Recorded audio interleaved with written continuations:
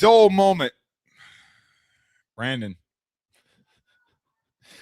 Never a dull moment in LSU Baton Rouge, or LSU and Baton Rouge, when it comes to LSU athletics.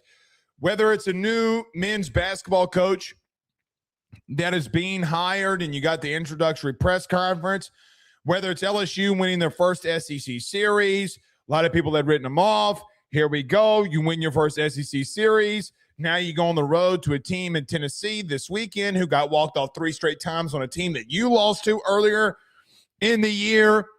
You got LSU football spring football practice, which we will be back out there again tomorrow with.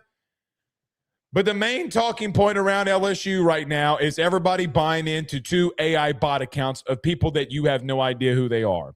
You know, the funny thing is that when I came along, people thought I was a AI bot account before AI bots were even a thing. And I'm like, no, I go live every day. I mean, you pretty much know the face that's behind all of this. At least you should, or you could know the face that is behind all of this.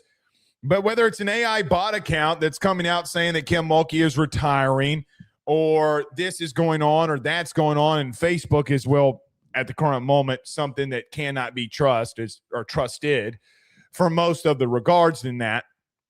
But that is also a massive talking point. Guys, you're all smart enough. You're all smart enough to know what is and isn't true. You're all smart enough to know what is and isn't true. Now, I do always believe and do think that multiple things can always be true at once. Do I think that there are situations where maybe somebody doesn't get the money that they think that they deserve from a coaching staff perspective? Without a doubt. I'm sure every single one of them believe that, maybe not named Lane Kiffin. But the matter of the fact is that, well, there was a report that came out today that Kim Mulkey wasn't there, and then Joe Schwartz put on Twitter, assistant coach for LSU women's basketball, that they were. And yet here we stand. But, you know, the funny thing about all of this is not necessarily that there's fake bot accounts, because if there's any fan base who's been through a lot of quote-unquote fake information, I do think it's been us over the last, well, I guess I'd say 2 or 3 years, whatever it is. Hey, is this true or is that true? And you got me in arguments about a guy who misses things, and then he's mad at me because, well, things had to be corrected. The bottom line is that you're smart enough, and the media should have known better. They should have known better. This is going to probably be the most narcissistic thing to say ever, but I do feel like that when we came on the game, or in the game, a lot of these podcasts or people who wanted to be in this became, I don't want to say relevant, but you had to take their word for, well, Blake, you kind of did it. Why can't they? Well, when we were saying stuff actually started happening and became reality. You're smart enough. You should be. We need to kind of cast that all aside, because whether it's an AI bot account or whatever it is, or fake reporting and people that you know that you probably can or cannot trust, you make the decision based off of the people that you cover, or people that cover LSU that you believe that is or is not trustworthy to where you should get the news from.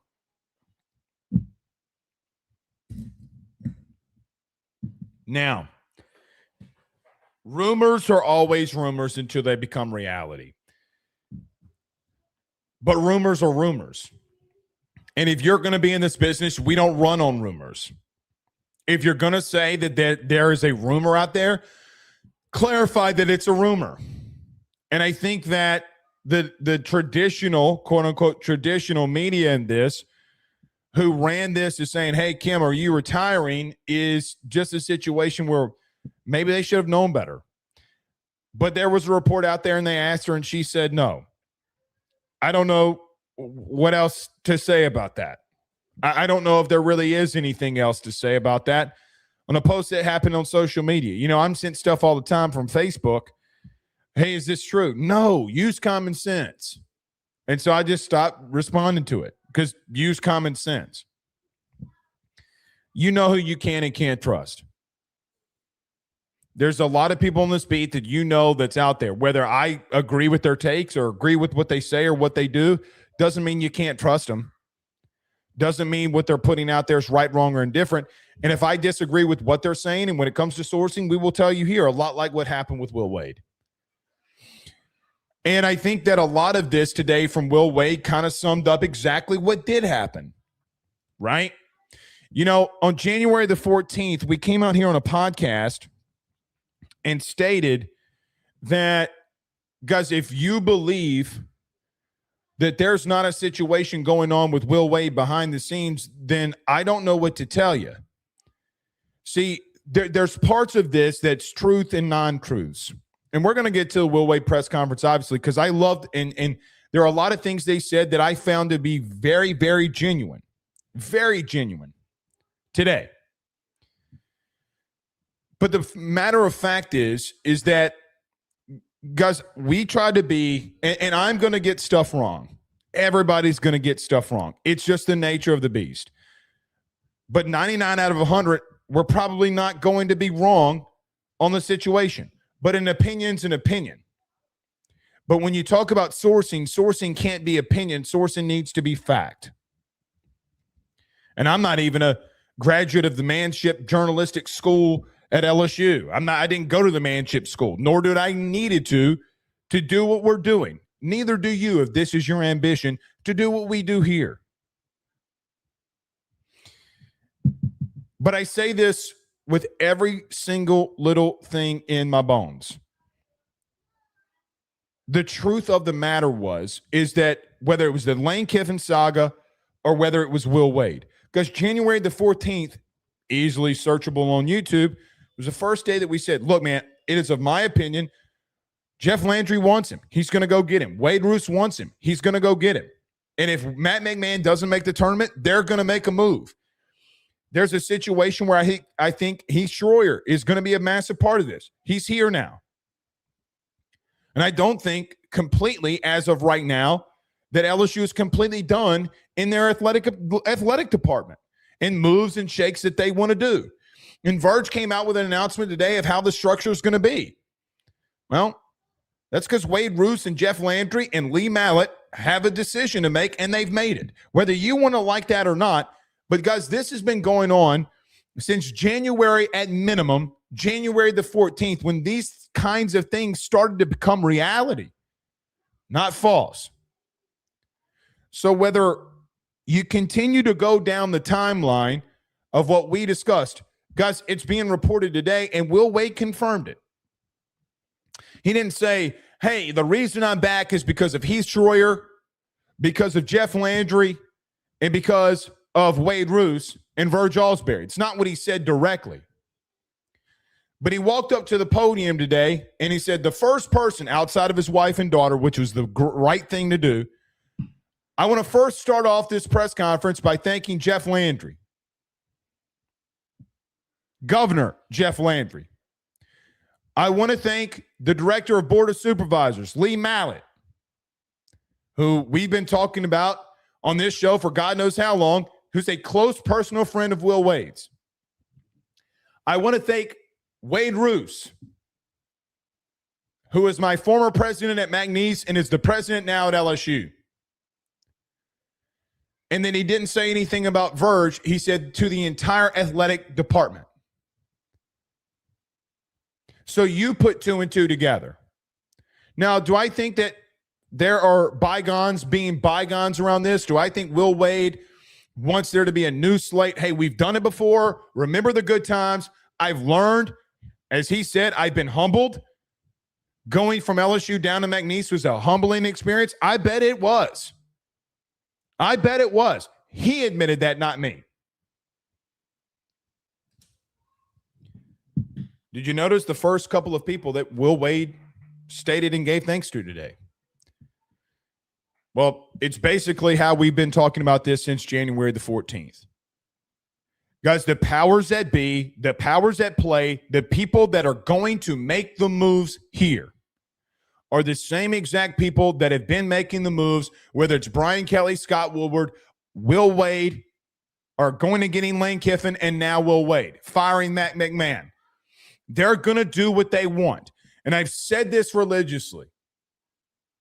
To everyone around the nation, the press conference of Will Wade today should kind of put a little bit of a rubber stamp on this now that it's fresh and he's had an introductory press conference.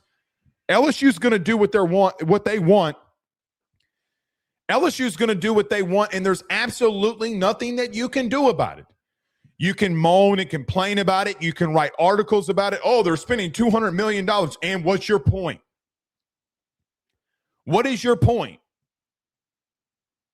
LSU wants the front porch of their house or their university to be athletics. And Wade Roos, Dr. Wade Roos, said it the best. The brand is driven by athletics, always has been, and to some of those who are still suing LSU, newsflash to all of you, it always will be. Now, the bottom line here is that the powers that be, when they want to do something, quite frankly, they're going to go and do it, and there's simply nothing that you're going to be able to do about it. You can bitch and moan and complain on Twitter. Oh, look what LSU's doing. They're the biggest villain. And what's your point? We embrace that role. So whether it's Jay Johnson, who's a two-time national defending head coach, whether it's Kim Mulkey, who's won multiple national titles and has won one at LSU, whether it's Jay Clark, whether it's Lane Kiffin, whether you want to admit this or not, who orchestrated and put together a team that made it to a Final Four. Well, he didn't coach. Well, his whole entire offensive staff did, so now what? And the guy that he brought in, well, he's your new head coach. So even the remnants of Lane Kiffin in any of the success that Ole Miss has is the remnants of what Lane Kiffin built. And Will Wade, who is now back, who is the only coach to bring you to the NCAA tournament in men's basketball over the last 5 years. So I say this to you now. You can hate LSU. You can despise what they're doing. You can hate how political this has gotten, and the governor and the president and the board of supervisors and the AD. You can hate it all you want. But the one thing is true that Will Wade has stated, and that every coach has stated that's come in here. Everyone wants to find out, how do you do things in the state of Louisiana? You know, Wade talked about today about, I don't have to go through all the shenanigans I did the first 18 months to figure out how to build this place. I can come in here, I know all the power players, and we can move now. But everybody tries to find the culture. Everybody thinks it's the food or the people or Mardi Gras or whatever it is. No. Understand one thing. The only culture here, we will teach you our ways. We will teach you how to peel crawfish. We will teach you how to do things at Mardi Gras. We will teach you how to make gumbo when it gets cold outside. We can teach you all of those things. We can teach you the culture. But the real culture around this hoe is simply winning. It's about time everybody around the nation understood that. Nevertheless, we're live. Everyone do us a favor by hitting the like and share to all those groups. If you're on Facebook and to all those social media pages, you're watching us, listening to us on YouTube. Like, subscribe, notification bell, wherever you listen to podcasts, rate, review, and subscribe. Every AYS Sports Show is brought to you by our good friends over at FanDuel. Download the FD Sportsbook app today. Do us a favor. As we tell you every single night, go and set your preferences by going over to FanDuel.com/RG for more details. Again, please gamble responsibly, and we're glad to be powered and partnered by our good friends over at FanDuel. Where is everybody watching from tonight? Let us know in the chat. Where is everybody watching from? Are you in the 225, the 318, the 337, the 504, the 985? Are you outside the state representing for where you come from? Let us know inside the chat where you are listening from today. Tommy C became a member on the YouTube channel. Thank you so much. I greatly appreciate you doing that. Will Moore with a $5 super chat says, hopefully the baseball team is back in business. Blake, do you think they can build and make a run? I do. He says, go Tigers as well. Frank Castle says, Kentucky 1,000% poked the LSU Tiger. Karma got their cocky ass 1 billion %. And Frank, we're going to talk about, so here is the agenda tonight. We'll come out of the break. We'll talk about Will Wade. We'll talk about the baseball series. And we'll recap the first week that was for LSU football during spring as we start week 2 tomorrow.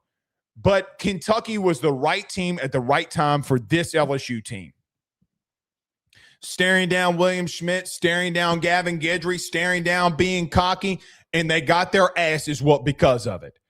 And I thought, we'll talk about this in just a moment, but Jay Johnson said it perfectly. So I'm going to reiterate what he said. LSU over the last month and a half, their manhood's been tested. How do you overcome adversity? Well, their manhood in front of everybody and their mama, by the cockiness of Kentucky, their manhood got tested. And Kentucky screwed around, and Kentucky found out. They screwed around and found out. So it is what it is. Frank Castle with a $10 super chat says, Dardar is why you don't sideline talented kids who love LSU. Who cares about his struggles? He had the hunger for the love for this place to keep working and figure it out 1,000,000,000%. 1,000,000,000%. It means something to him. It 1,000% means something to him. And I'm glad that he was the SEC Player of the Week. So grateful for that kid. And he had 4 doubles, a massive home run. I think drove in, 5 runs? Massive weekend for Seth Dardar. He loves this place. He wants to see it succeed. All right, one more, and we got to get moving here. Frank, I see your other one. We're gonna get to that in the baseball segment. But Broad 337 with a $5 super chat says, Blake, I've seen enough. Get Mac out of the 86 jersey. He's clearly a single-digit guy. I'm going to start brainstorming nicknames, okay? Yeah, so Jabari Mack was also someone that we talked about a couple of weeks ago before spring started. He had a ridiculous catch the other day, and a lot of talent at wide receiver room. If you play wide receiver at Destrehan, I want you. That's just a fact. If there's a wide receiver at Destrehan, I'm taking him. That can play here, I'm taking him. Because those dudes are just built different for whatever it's worth. All right. Let's get to a quick break. Everyone do us a favor. Hit the like and share. Subscribe down below. We greatly appreciate you doing that. Get to a break. We'll break down the Will Wade press conference. We'll come back, talk baseball. We'll recap LSU football spring practice through the first week. Stay with us. He will sell your house and find you a new. Well, Tyler's the man, he's here for you. If you want to buy or sell, well, it's not too late. Dial 955-0008. Just call 955-0008. Y'all call Tyler, he'll shoot you straight. Hey guys, I want to tell you about our good friends over at Red Stick Financial. They're your local residential mortgage broker located right here in the heart of Baton Rouge, Louisiana. At Red Stick Financial, they find the bank that works for your particular set of needs to purchase the home of your dreams or refinance the current one. They truly are your partners in this process, and they pride themselves in helping individuals and families with one simple goal in mind, and that is to make home financing approachable, attainable, and stress-free. They are licensed in all Louisiana, Texas, and Mississippi. So from Amarillo to Meridian and everything in between, they have you covered. Red Stick Financial brings you creative, customized solutions, and they don't believe in the one-size-fits-all when it comes to loans. They even have special options for mobile and manufactured homes located in a flood zone and stated income financing for those of us who are self-employed borrowers. If you or someone you know is looking to buy a home, refinance an existing mortgage, or simply want to know what options are out there for your future, give Red Stick Financial a call today at 225-407-9250. That's 225-407-9250. Or check them out online at redstickfinancial.com. That's redstickfinancial.com. Before you purchase the home of your dreams or you go and do that refinance, you need to go local. Go Red Stick. We're back.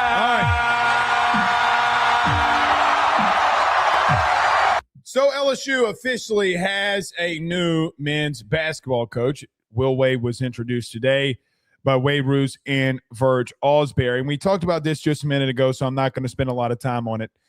There are a lot of things that we can take away from what Will Wade said today. I think the number one thing that you feel going into Will Wade coming back is that, look, man, this gives us some relevance back to national relevance. Will Wade had a lot of success here. The first thing that I would say that I find highly interesting is what Will Wade stated about the end of his tenure here. The two things that he stated was, number one, that, I mean, he didn't admit that he was wrong. He didn't say, hey, I was wrong here, whatever. But he did kind of say that. He said, look, man, they did what they thought they needed to do. It is what it is. You know, I went to Lake Charles, got humbled about the whole situation. He got in the car and he stated on the drive over here that, hey, man, we're going to try to not break the rules this time. Look, it is what it is. It's kind of like you and your boy who got into an argument. You've been away for a while. Hey, man, let's end that. You know, we're all starting through a clean slate. I did find it highly interesting that Will Wade publicly stated that we were about at 60% capacity at the end of his tenure at LSU. Look, the truth of the matter here is there are a couple of things that we need to address. I know that a lot of people defended Scott Woodward until the bitter end, right? There were a lot of people before Scott Woodward got fired that would defend him until kingdom come. The truth of the matter is, guys, is that if he didn't like you, he would squeeze the ever-living shit out of you to push you out. Will Wade talked about that, about being the 60%. Now, there's a lot that comes with that. Look, man, you were under NCAA investigation. You had a lack of institutional control that could have gone after football. And the truth of the matter is, whether it's men's basketball, LSU baseball, whether it's women's basketball, gymnastics, softball, soccer, it doesn't matter. The baby up top in football is going to be protected at all costs. It brings in all the money, and it needs to be protected at all costs. So when we've talked about Will Wade or we've talked about men's basketball, guys, we were in a very unique situation, right, wrong, or indifferent. You know, people brought up like the Bill Self situation or the Sean Miller situation at Arizona. We talk about, oh, well, they're defending it. Well, they also didn't have a football problem there too. And that's just a fact. You had a Title IX issue. You had recruiting issues. You had an issue with Tristan Lee and James Craig, which got James Craig fired, and then he sued and he won, and all those different things. We don't have to relive the past. Let's start this slate clean. Let's do it. I'm there. Let's do it. But Scott Woodward did more than just that to Will Wade. He also did it to Brian Kelly. And we've talked about this. Guys, I'm glad that Will Wade brought this up. He squeezed Will Wade. He squeezed Brian Kelly. Now, I don't think Brian Kelly really fought for it, so I'm not going to give him the benefit of the doubt, but Will Wade didn't do it. To some extent, I think that in some areas he's also squeezed at times. Before he got fired, he squeezed Jay Johnson. And I don't think that that's fair either. It's a good thing that he's out. And that's probably, I'm not saying that's the number one thing that I take away from here. But guys, back-to-back athletic directors, I know that Scott Woodward has hired mammoths. He's brought in Jay Johnson, which technically, again, wasn't really him. Stephanie Remp deserves a lot of credit for that. Yes, you can give him Kim Mulkey, and he does deserve that. But as an overall athletic department, he did not do a good job. And I think that's the thing that I take away from all of this is it's not just Brian Kelly that he squeezed. You got a sitting head coach of LSU men's basketball that's telling you the same exact thing here too. Whether you want to like, love, or hate that comment, it's just the truth. But I did mention this earlier about the first thing that Will Wade mentioned. He mentioned Wade Roos. He mentioned Jeff Landry, Governor Jeff Landry, Dr. Wade Roos, Governor Jeff Landry, Lee Mallett, who's Director of Board of Supervisors, and the entire athletic administration. Didn't call out Verge by name, not trying to get too deep to that. He says the entire athletic department. I pay very much attention to who you're thinking in the very beginning of this. Because you know who else did it too? Lane. But Lane did say that Verge was a big part of this. And I do think that there's a little bit of restructuring with Heath Schroyer coming in. Because quite frankly, everybody asked Verge about this today. Heath Schroyer will be the associate athletic director over men's basketball. You have other guys who will be over women's basketball. I think Miriam Seeger is going to be over women's basketball. You have Verge and others that will be over football. And you have guys that will be over baseball and helping Jay. And the thing about that is Verge's explanation is listen, we're all there to help those coaches raise money because it's a new day and new dawn for LSU. Now, I actually, for what it's worth, love that philosophy because I love the philosophy of, look, we're going to put you here. Your number one goal is to raise money. He sure has shown that. That's why Will Wade wants him, and he's going to do it. We've already seen to what Verge has been able to do on the football side. I do think that they need to give more for Jade. That's neither here nor there. I don't know how Miriam Seeger is going to do in women's basketball. I really don't know. Miriam was a part of a lot of things involved with with Verge Alsbury that, well, we all know what they were.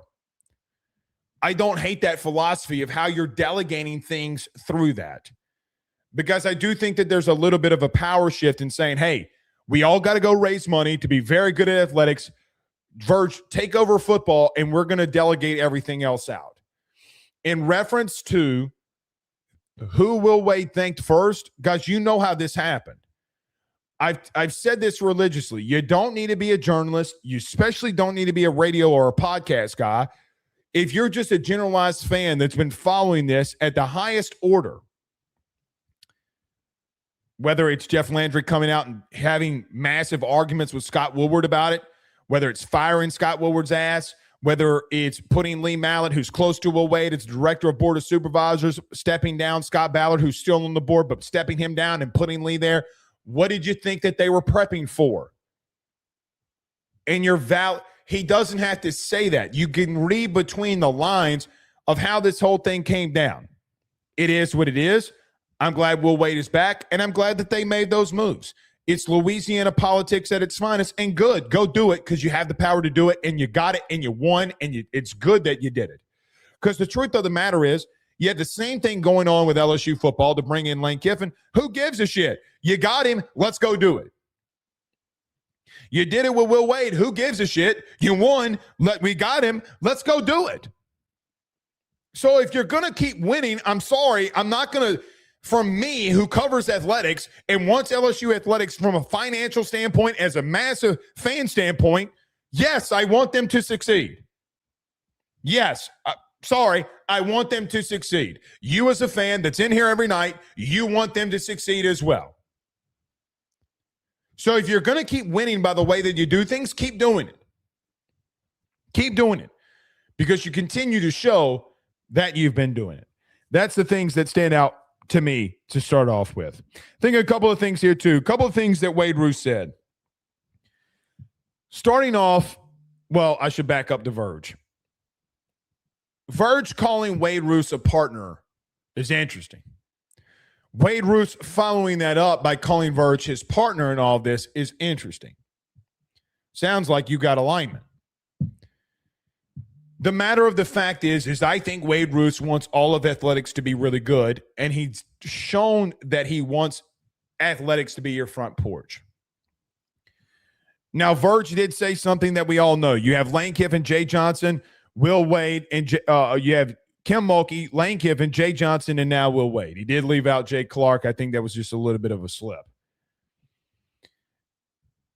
But the emotion that Dr. Wade Roos showed at going and getting Will Wade, you could tell how much he wanted to do this.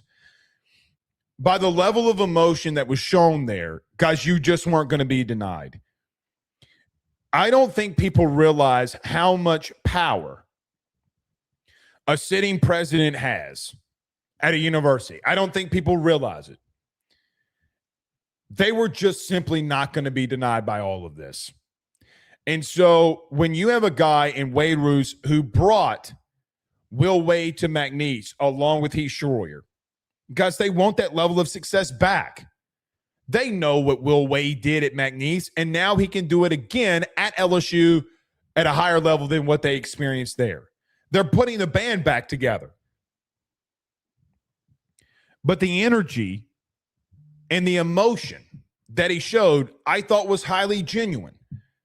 Like, there are a lot of times in people with power that I feel like show and say things, and you somewhat kind of think it's tongue-in-cheek when they say it, right? Like, it's very tongue-in-cheek about, oh, we have a lineman and we have all of these different things. We're doing this and that. And you're like, okay, sounds good. No one loses the introductory press conference. I look at Wade Roos in the press conference today and say to myself, that dude 1,000% not only believes everything that he's saying, he knows that everything that he's saying in his heart, and he means it. This isn't bullshit or fluff that you're getting from Dr. Wade Roos. And I appreciate it.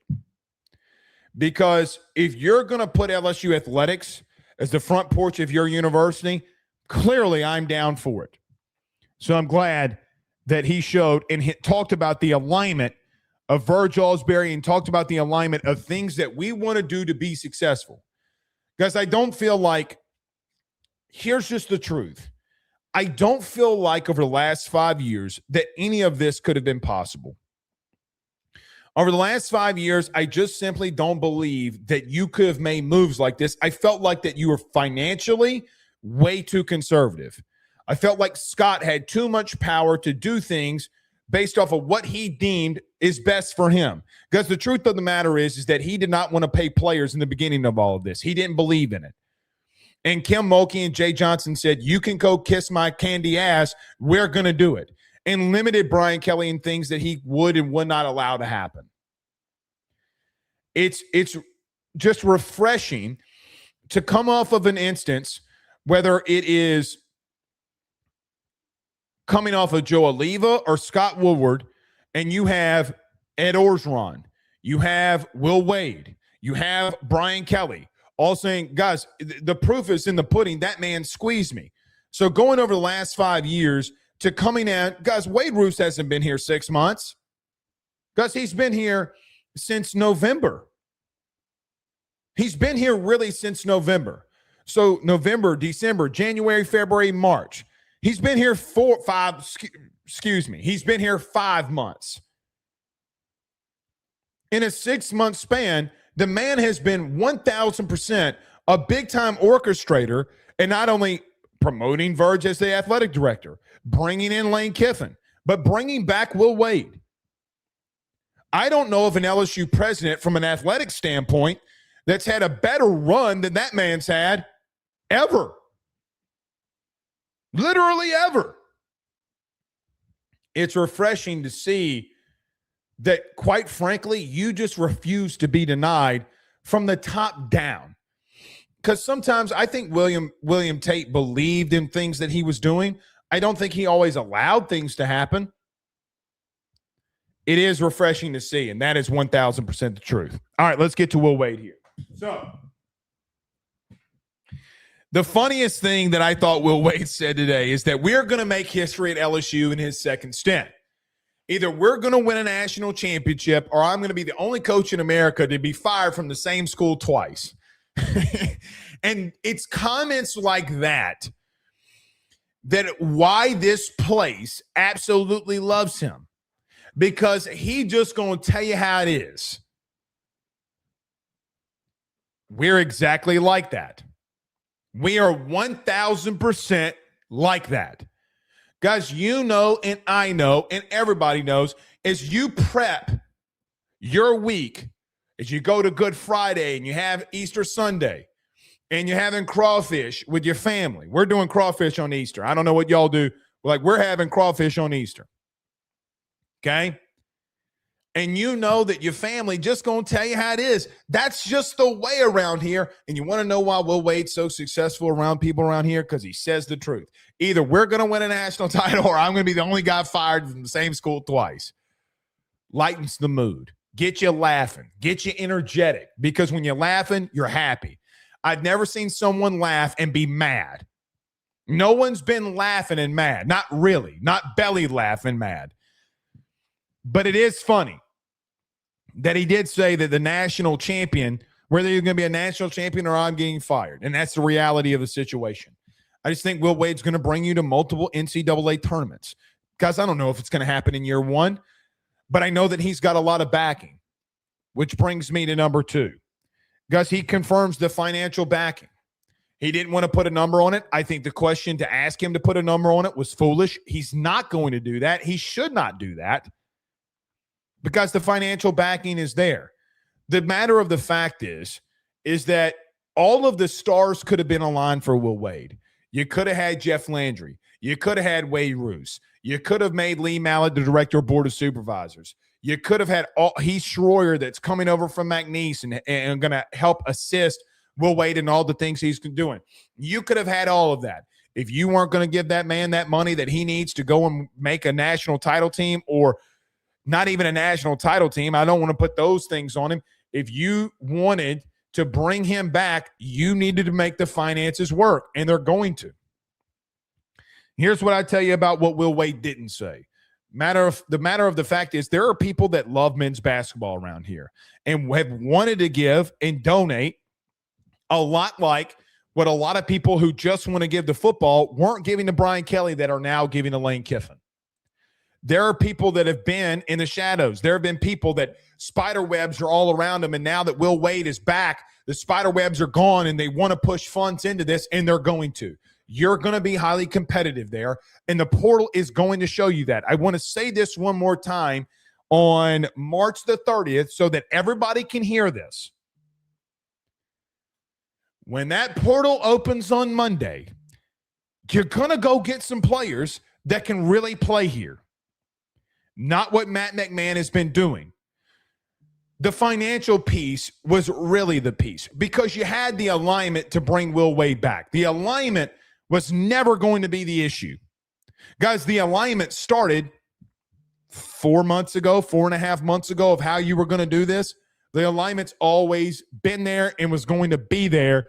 Now it's the financial commitment, and Will Wade confirms that today.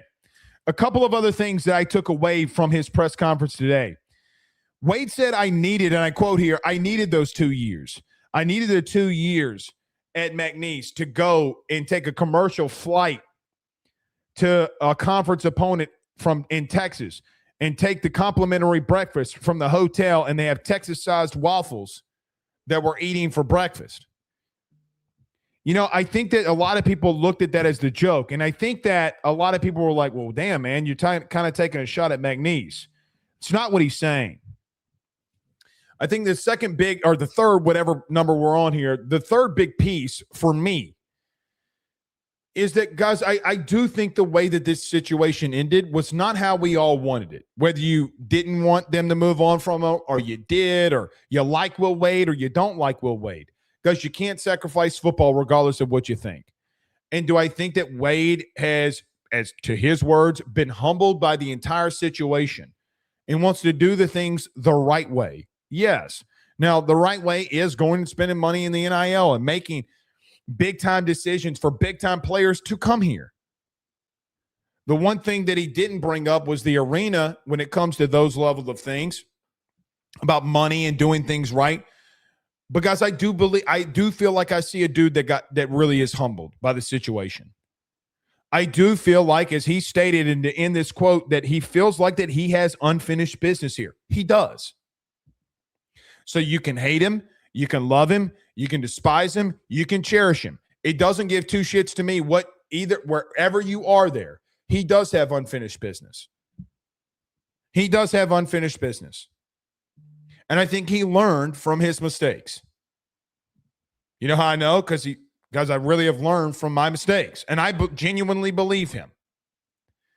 Now, the question's going to be, how does this all pan out? But I think for me, I see a guy that walked up to a podium today that felt relieved. I think he felt relieved because I don't think he wanted to leave here. I think that this is the place that he wanted to be. This is the place that he's always wanted to be. He did not want to leave here. And a lot of people didn't want him to leave here. And I don't blame you because he was a really freaking good coach and made you nationally relevant every year. Well, Blake, he's only won a couple of games in the tournament. Guys, we can't go above 500 here. We haven't been able to go above 500. That's not going to be the case anymore. It's not going to be the case. But I do find it highly interesting that he said, I needed those 2 years. You know, for all of you that have faith, I don't think Will Wade's the prodigal son. Because the story in the Bible, the prodigal son, is a vision of how Jesus is going to come and what he is all about. I don't think Will Wade's the prodigal son. But that story does stick in my mind when I think about Will Wade in a lot of ways. He's back. And you open your arms and accept him for what you know that he can do. Guys, you're going to be competitive again. And that's all that you want. And he wants a national title. Guys, we love national titles around here if you haven't noticed. Well, let's go do it. But I do think he needed those 2 years. And I think that we needed that time. I think this place needed to heal with all the chaos that surrounded it. It's time to bring him home. And he did. All right, a couple other things before we get to a break that I thought it was a really good question by Tingle and Company. He says, listen, the thought of the quote-unquote just different has been brought up. What are your thoughts on that? And he talked about the people. Guys, this place is different because of us. Like this place is different because of us. I don't think I think it's something to be said. Like, people think that this happens everywhere. Like how LSU is as a fandom, how LSU is as a sports entity. Everybody feels like that this goes on everywhere. No, it doesn't. No, it doesn't. Brash, blue collar, work ethic champions who know every single intricate detail about you. Yes, it is just different because of the people. Combining that with that I've never been to a place, meaning this is what Will Wade's saying, when we beat Tennessee at home and the PMAC was rocking, no place has ever been louder in my career than that place, the people. I think Wade knows what he can do here. And I think for me, as we transition out of the press conference, there's a couple of things that I would mention. Number one, I think he's going to be able to do it. I think now without the spotlight that is on him, I think with the financial commitment that is given to him, with the level of success that Will Wade has had, because NC State wasn't giving him everything that he needed. Whether they want to admit that or not is on them. I know that their butt hurt. Oh, my coochie hurts. I know that they're hurt. I get it. They're just like Ole Miss. They're hurt. This place is different. You're right. NC State is more of a basketball school from a men's basketball perspective than LSU is. Can't deny that. Won't deny that.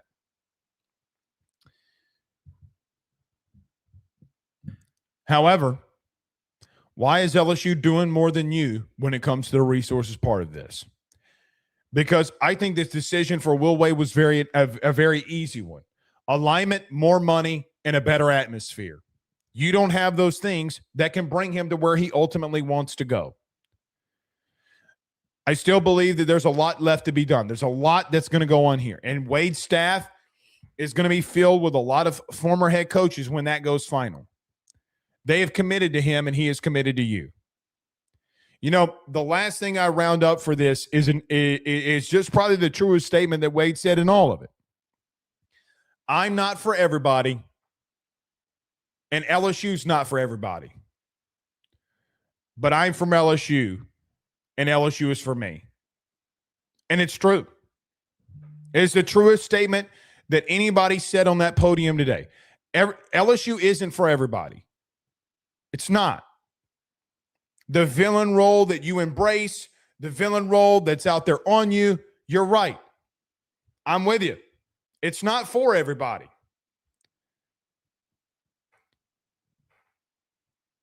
But it's us.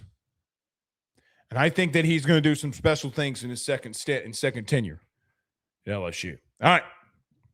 Let me get to a quick break. When we come back, we'll break down the weekend that was for LSU baseball. We'll talk about and recap LSU football that was week one when we return. Stay with us. Guys, I want to talk to you about our good friends over the Drake Williams Law Firm and Drake Title Company.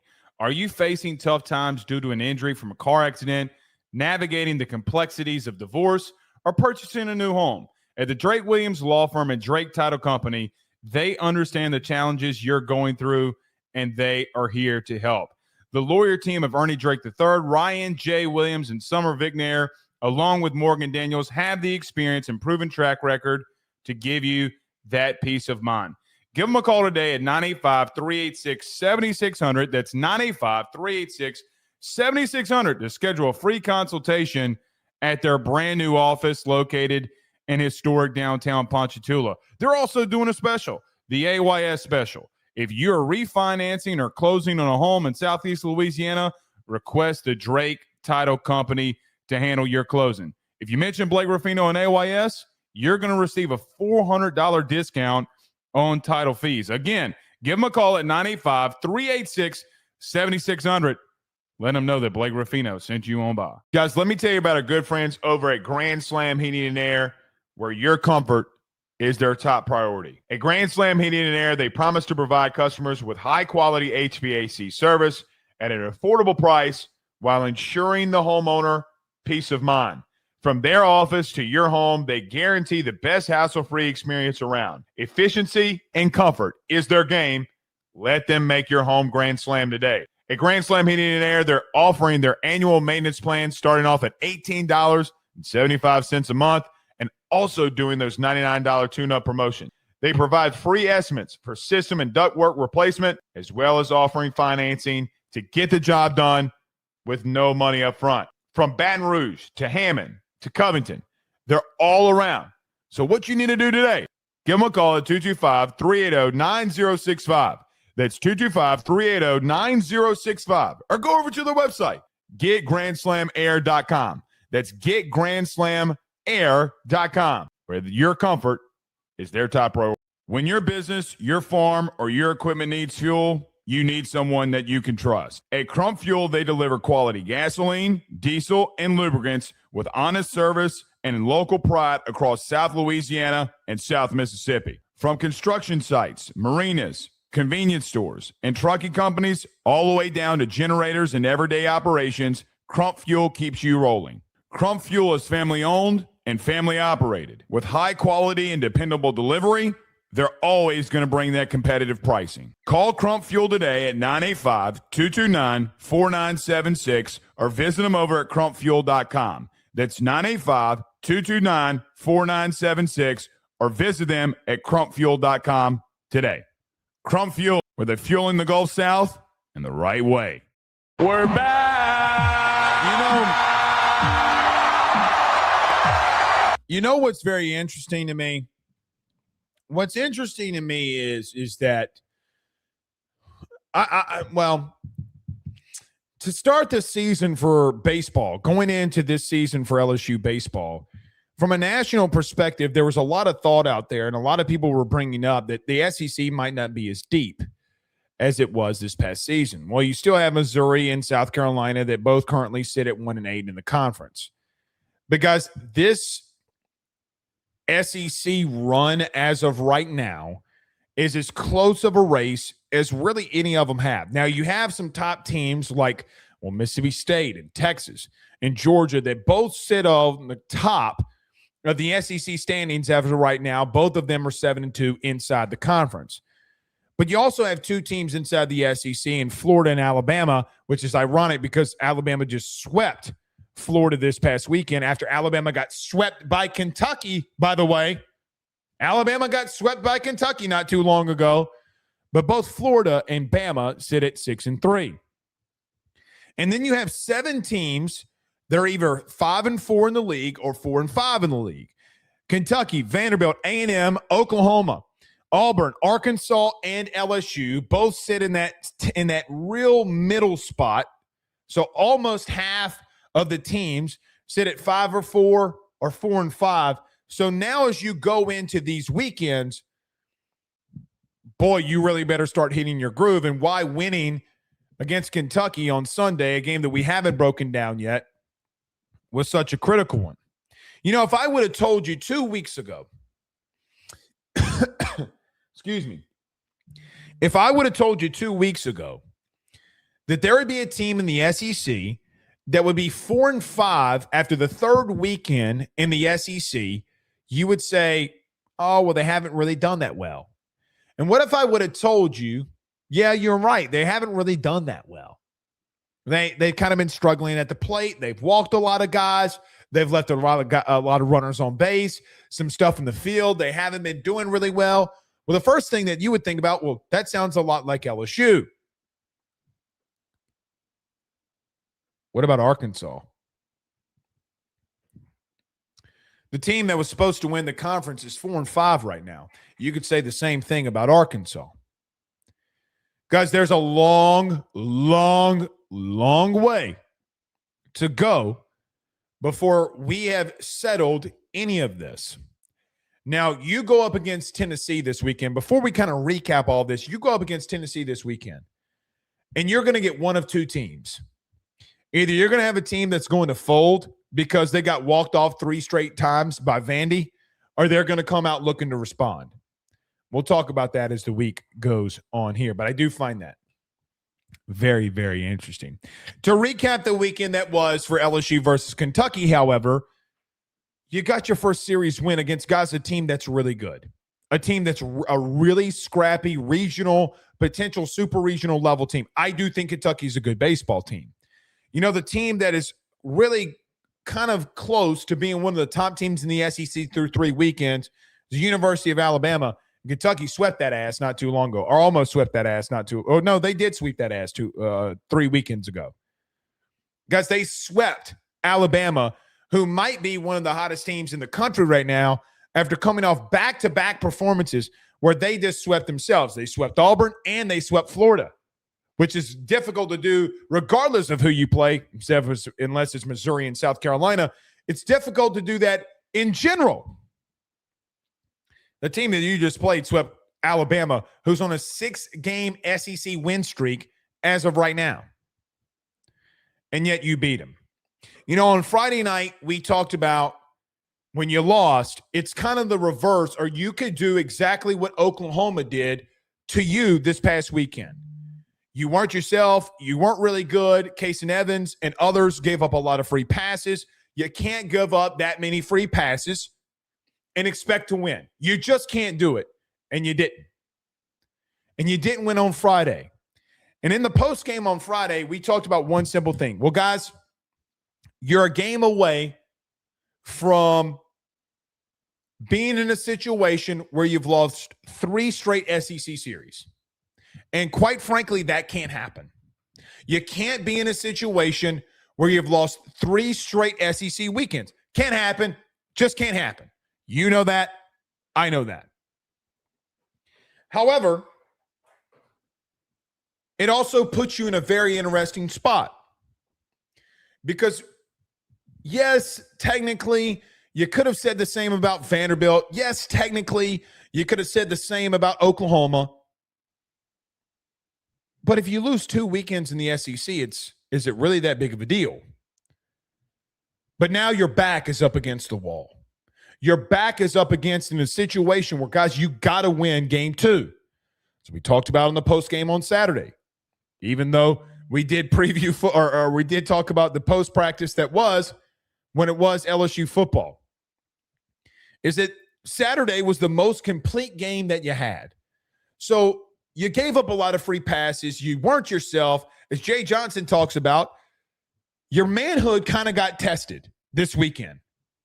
You had Kentucky that came out, this little cocky-ass little team that doesn't probably deserve to be a cocky-ass little team.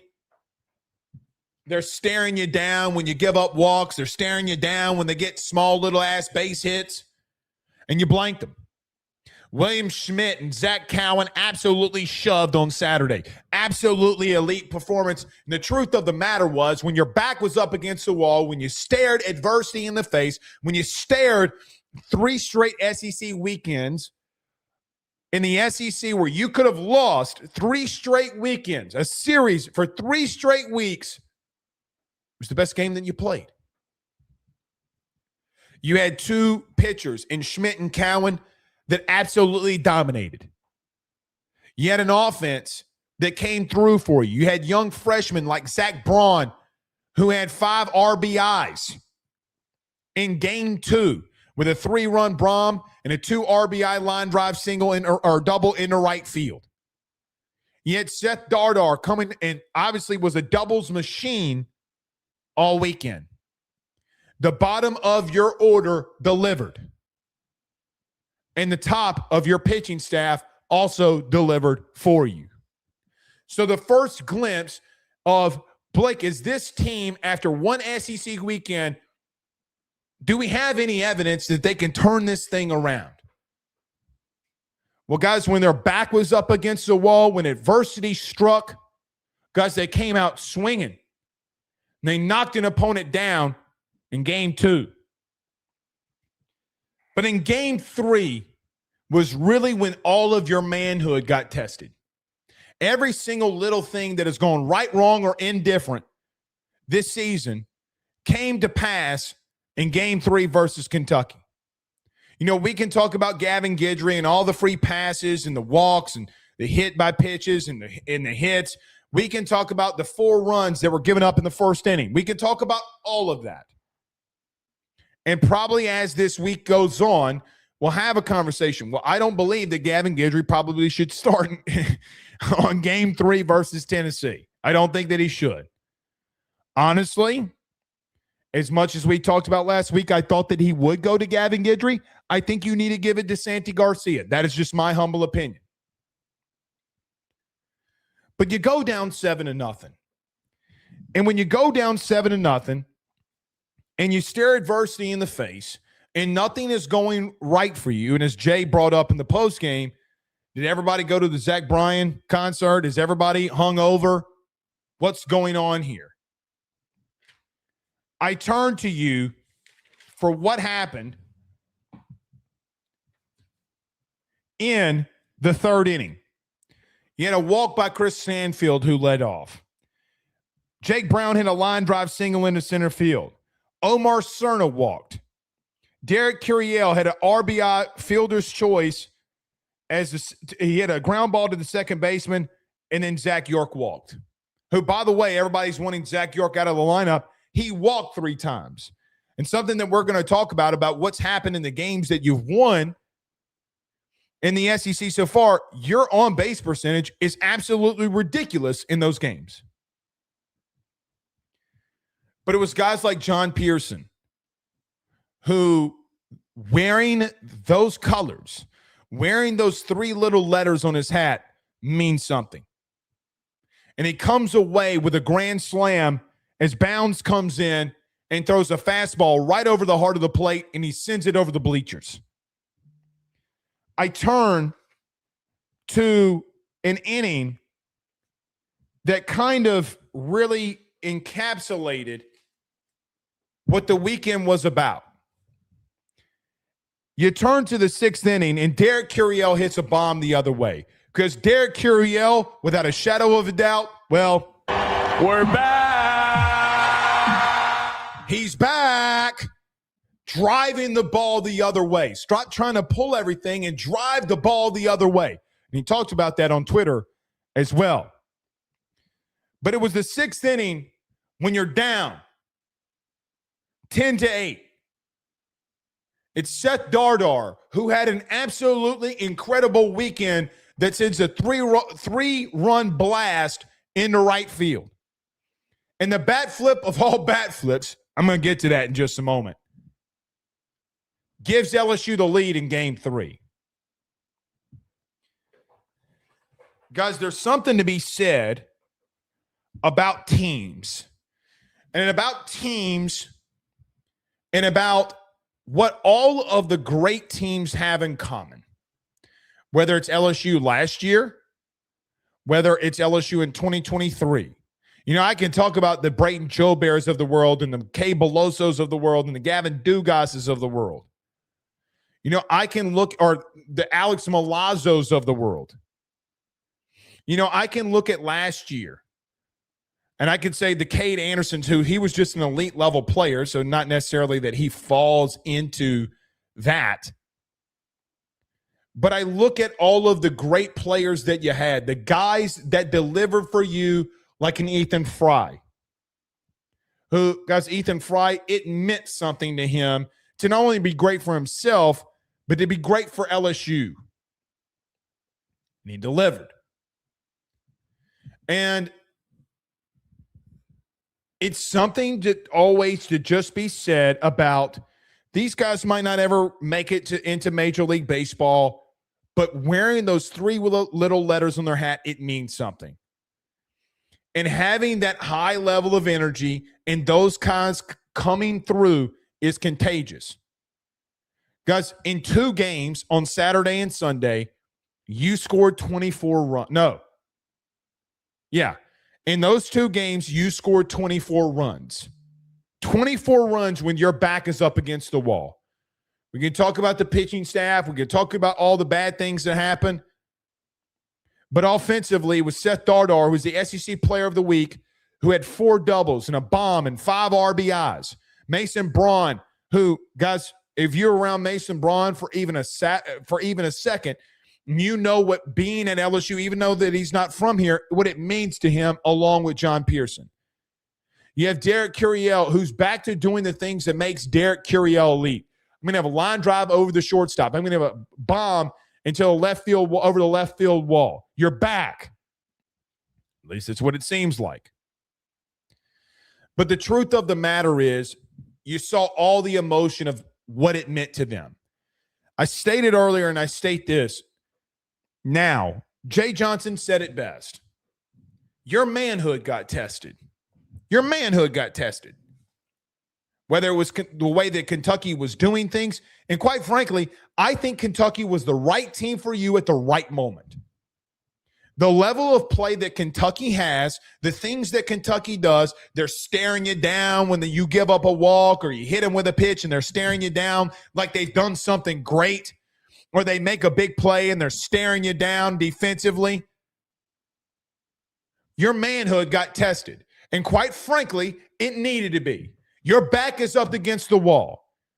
And it really reminds me, it really truly reminds me of the early tenure or the early things, whether it's 2022 or 2024 with Jay Johnson's team, and you're losing. Now, they took that team a little bit longer, but A&M comes in and they're all cocky and all talking shit, and your manhood gets tested, and you knock off the number 1 team in the country.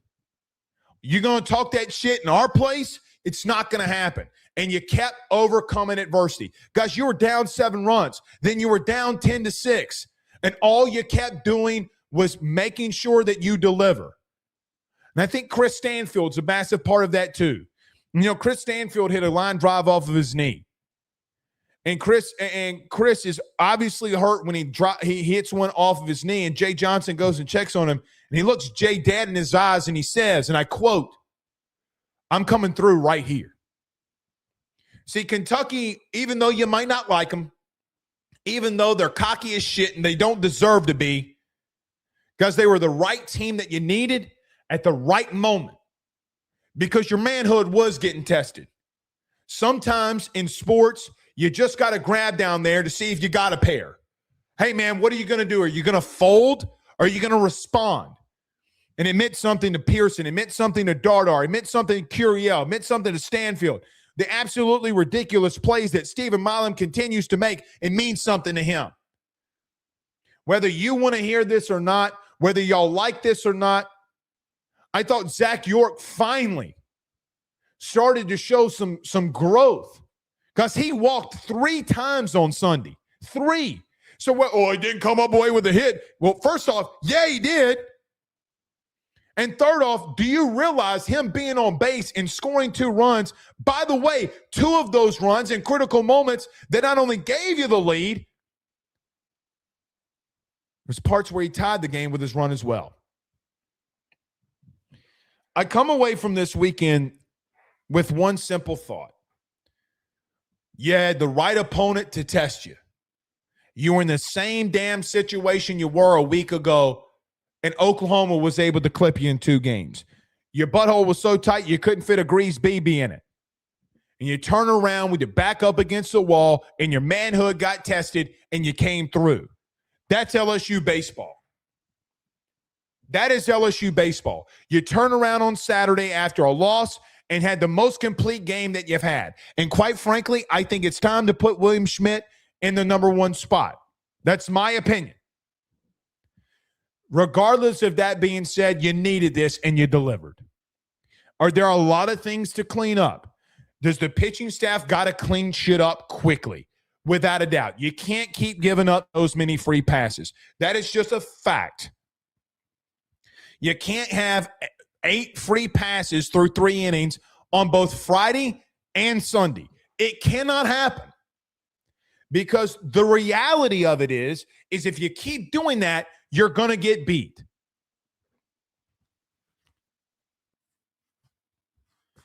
But I saw a team for the first time this season who looked like that they had a serious level of fight. And it meant something to them. Now, I don't know what that means for the rest of the season. Tennessee just got walked off 3 straight times versus Vandy.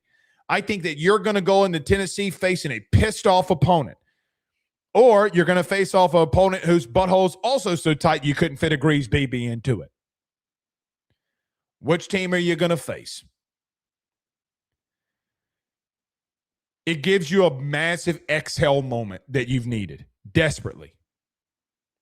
Desperately. I feel like that this team, and we talked about this on Friday, I feel like that this team had been in a situation where they're just playing too tight. And if something were to go their way, well, they can have that exhale moment. And, I just now thinking about this, I think about even the high levels of play that you got this weekend, whether it's from Seth Dardar, Pearson, whether it's from Stephen Milam. I think Derek Curiel was absolutely exceptional this weekend. We will look at Derek Curiel's weekend as an example. And we'll talk about the line drive over the shortstop that played it a run, the RBI line drive that he had on Sunday. We'll talk about the hit that he had on Saturday and how he's now driving the ball the other way. We'll talk about the bomb that he hit into left field on Sunday. But, guys, you turned a corner and you flipped the switch this weekend. You flipped the switch on Saturday, and you can see it just in like Derek Curiel's play. You flipped the switch when he continues to show how great of a player he is.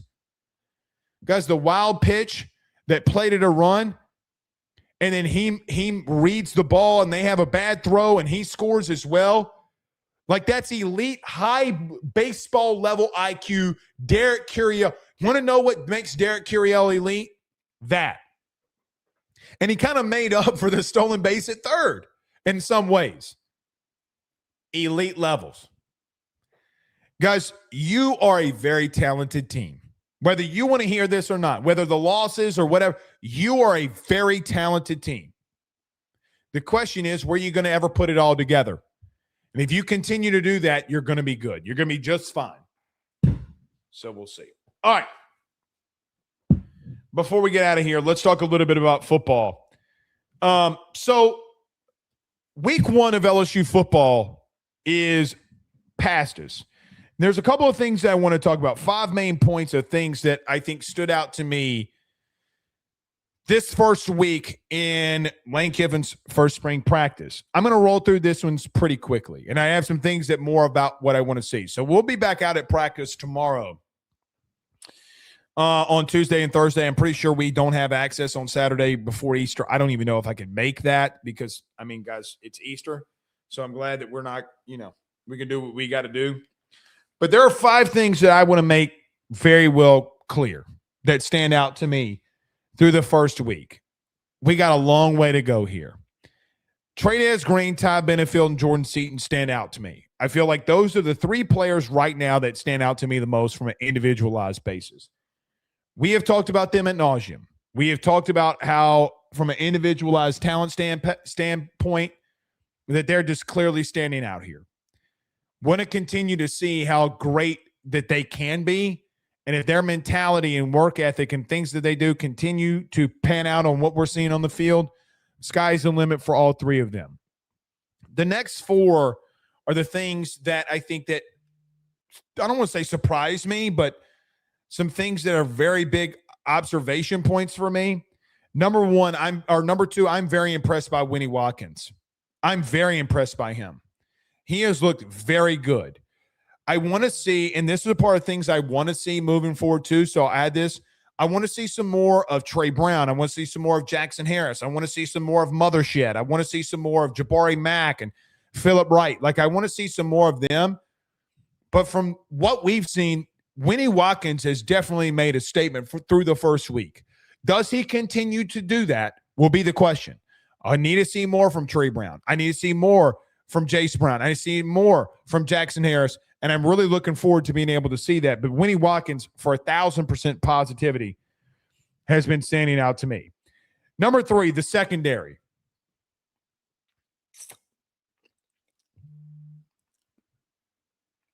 Bro, you got serious length. Pause.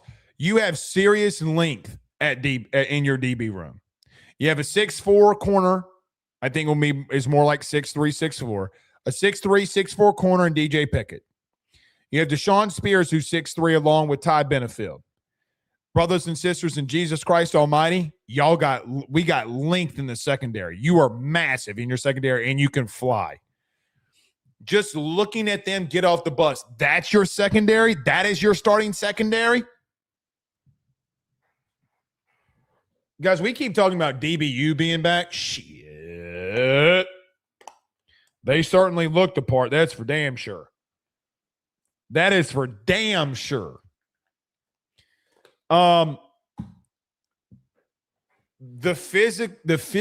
Your secondary is physically imposing for a secondary. Shit, they're physically imposing for regardless of what they do.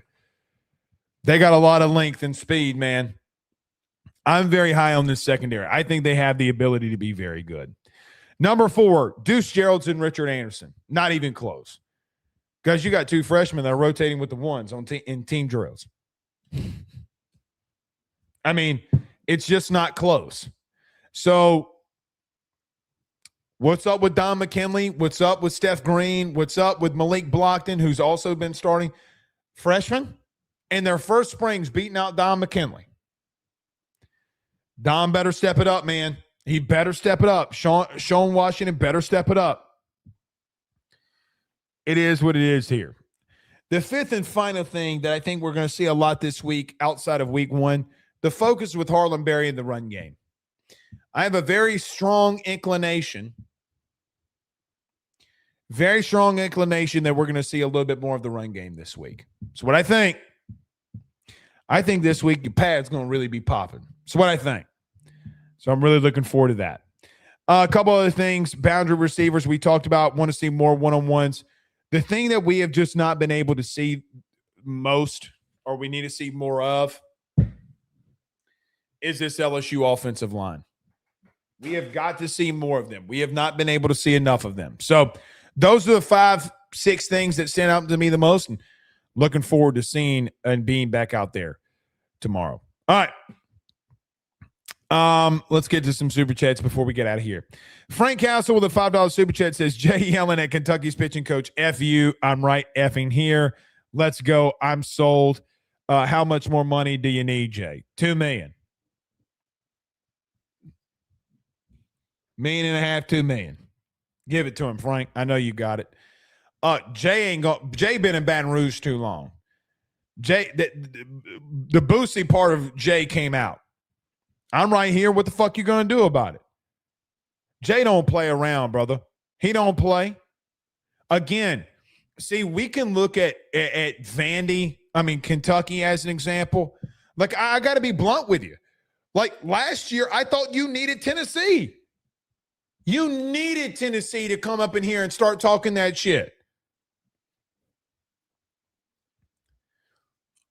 Did you lose a series after that? I don't think. Maybe A&M. Maybe A&M.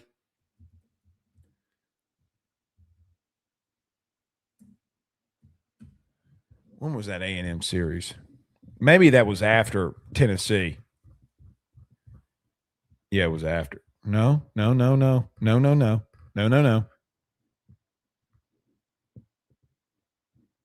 need 2025.